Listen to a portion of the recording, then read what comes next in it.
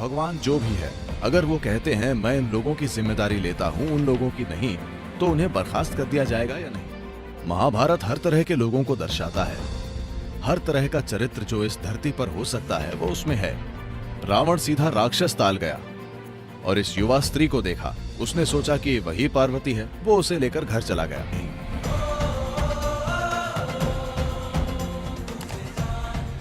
आपसे मेरा प्रश्न ये है कि महाभारत में हम अम्बा को देखते हैं। वह भीष्म से बदला लेने के लिए बहुत दृढ़ हैं और वह शिव के पास जाती हैं और शिव वास्तव में उन्हें ये वरदान दे देते हैं। तो कोई अपना पूरा जीवन सिर्फ किसी से बदला लेने के एकमात्र मकसद से क्यों बिताना चाहेगा और इससे उन पर क्या असर पड़ेगा? धन्यवाद। चाहे हमें ये अच्छा लगे या नहीं, दुनिया में ऐसे लोग हैं, है ना? हाँ या ना? वे हैं या नहीं? ऐसे लोग हैं। तो महाभारत हर तरह के लोगों को दर्शाता है। हर तरह का चरित्र जो इस धरती पर हो सकता है वो उनमें से है। उसमें 1 लाख से अधिक चरित्र हैं, जिसमें बहुत अच्छे, बहुत बुरे, बीच वाले सभी को दर्शाया गया है। तो वो उनमें से एक है। किसी के साथ बहुत बुरा हुआ, किसी के साथ दुर्व्यवहार हुआ, और वो इंसान भूलने को तैयार नहीं है। कुछ लोगों को ठेस लगती है, कुछ क्रोध और बदले से भर जाते हैं, जो निर्भर करता है उनके अपने स्वभाव और साथ ही उस स्थिति पर जिसमें हम हैं। तो वो एक राजसी माहौल में है। यहां बदले को सम्मान से देखा जाता है। बदले को प्रतिशोध नहीं माना जाता, बदले को गुण माना जाता है। जब कोई किसी राजा या रानी को चोट पहुंचाता है तो उन्हें जाकर उन्हें खत्म कर देना चाहिए। जब तक आप उन्हें खत्म नहीं करते, आपका काम पूरा नहीं होता। ये वो संस्कृति है जिसमें वो है। हमें इसे आज के नजरिए से नहीं देखना चाहिए। और आज की संस्कृति के हिसाब से जिसमें आप हैं, उस समय वो एक राजघराने की थी, एक राजकुमारी थी, और उनका अपमान हुआ। जो हुआ उससे उन्हें बहुत अपमानित महसूस हुआ। आप जानते हैं क्या हुआ उनके जीवन में। अब वो किसी भी कीमत पर उसका मूल्य वसूलना चाहती हैं, तो वो कोशिश करती हैं। तो वो शिव से वरदान मांगती हैं। सवाल है कि शिव उनकी मदद क्यों करते हैं? क्या सवाल यही है? हाँ, शिव ऐसे ही हैं।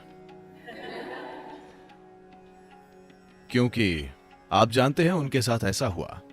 एक बार रावण, आपने रावण के बारे में सुना है? रावण शिव के पास आया और उनकी पूजा की और गुणगान किया। तो वो उससे प्रसन्न हुए और बोले, तुम जो चाहो मांग लो, मैं तुम्हें दे दूंगा। और वो आदमी कहता है, मुझे आपकी पत्नी चाहिए। शिव ऐसे ही मूड में थे, वो बोले ठीक है, उन्हें ले जाओ। पार्वती पास ही मानसरोवर में नहा रही थीं, और ये आदमी पार्वती को खोजने लगा उन्हें घर ले जाने के लिए। फिर किसी ने जाकर पार्वती से कहा कि ये आदमी जो दक्षिण में कहीं से आया है वो आपको लेकर जा सकता है। शिव ने इजाजत दे दी है। वो कहती हैं, क्या उनका दिमाग खराब हो गया है? तो पार्वती ने एक मेंढक लिया और इस मेंढक को एक सुंदर स्त्री में बदल दिया। फिर उसे मानसरोवर के पास ही एक झील में छोड़ दिया, जिसे आज राक्षस ताल कहा जाता है। तो रावण सीधा राक्षस ताल गया और इस युवा स्त्री को देखा। उसने सोचा कि वही पार्वती है, वो उसे लेकर घर चला गया। फिर उसे एहसास हुआ कि वो मेंढक से बनाई गई है, इसीलिए उसे मंदोदरी कहा जाता है, जो मेंढक से बनाई गई है। लेकिन वो सुंदर और अद्भुत स्त्री थी, इसलिए वो उसकी रानी बनी। आपको यह समझना चाहिए कि जिसे आप परम शक्ति या ईश्वर कह रहे हैं, वो भेदभाव नहीं कर सकता। अगर भगवान कहें मैं इन लोगों की जिम्मेदारी लेता हूं और उन लोगों की नहीं, तो उन्हें बर्खास्त कर दिया जाएगा या नहीं? क्योंकि मूल रूप से ये एक रिस्पॉन्स है, एक असीमित रिस्पॉन्स। जब कोई चीज हर किसी को रिस्पॉन्स देती है, अगर उनकी चीज सही है, फिर हम कहते हैं कि ये ईश्वर है। अगर वो सिर्फ मुझे जवाब देती है, आपको नहीं, तो ये ईश्वर नहीं, ये मेरी पार्टी है ना? तो जब रावण ने एक महान भक्त की तरह उनकी आराधना की, तो वो बोले जो चाहे मांग लो। मगर उस आदमी में सभ्यता होनी चाहिए थी, लेकिन उसमें ऐसा कुछ नहीं था। उसने कहा मुझे आपकी पत्नी चाहिए। वो कहते हैं ठीक है, उन्हें ले जाओ। तो उस संदर्भ में वो शिव के सामने जलती है और वो एक के बाद एक तप करती है, खुद को कठोर मुश्किलों में डालती है और कहती है मैं बस इस आदमी को मारना चाहती हूं, मुझे वो शक्ति दीजिए। वो कहते हैं ठीक है, ले लो। लेकिन इसका मतलब ये नहीं कि वो आपको खुशहाली की ओर ले जाएगा।